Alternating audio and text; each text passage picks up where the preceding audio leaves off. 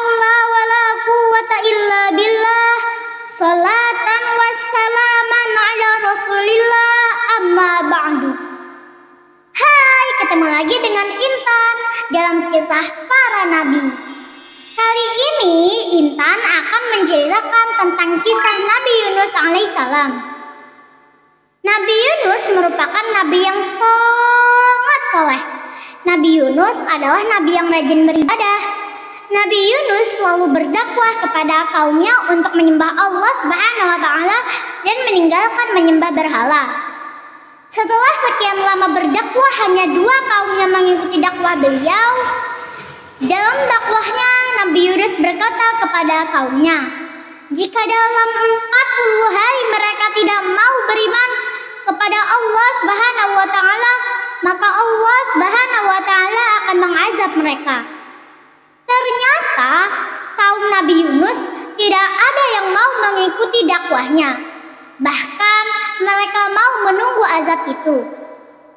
Karena tidak ada yang mau mengikuti dakwah beliau, akhirnya Nabi Yunus meninggalkan kaumnya.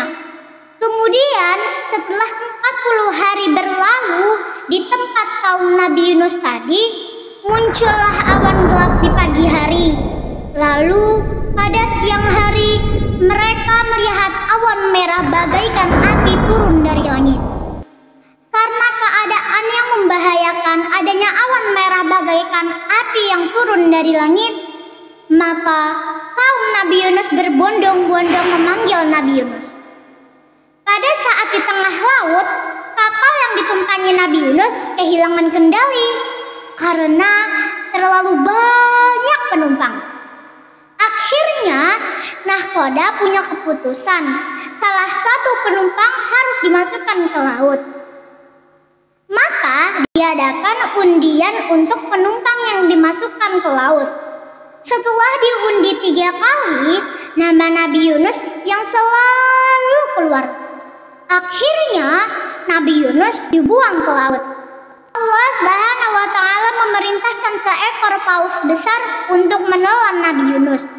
Di dalam perut ikan paus, Nabi Yunus menyadari kesalahannya, yaitu meninggalkan kaumnya.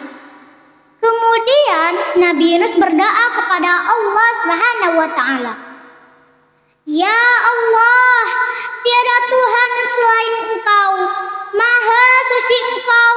Sesungguhnya aku telah menganiaya diriku sendiri dan aku termaksud orang-orang yang zalim. Karena kesungguhan Nabi Yunus dalam berdoa dan bertaubat kepada Allah Subhanahu wa Ta'ala, maka beliau dikeluarkan oleh Allah Subhanahu wa Ta'ala dalam perut ikan. Kemudian Nabi Yunus kembali kepada kaumnya. Kaumnya menyambut dengan jumlah lebih dari 100.000 orang.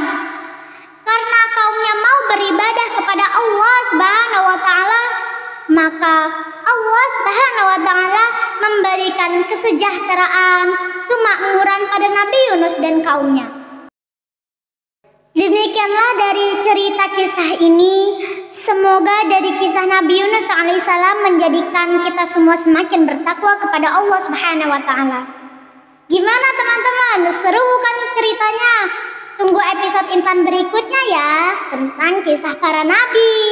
Jangan lupa kalian like, subscribe, komen, dan jangan lupa klik tombol lonceng agar tidak ketinggalan video Intan berikutnya. Wabillahi taufiq wal hidayah. Wassalamualaikum warahmatullahi wabarakatuh. Ila liqa.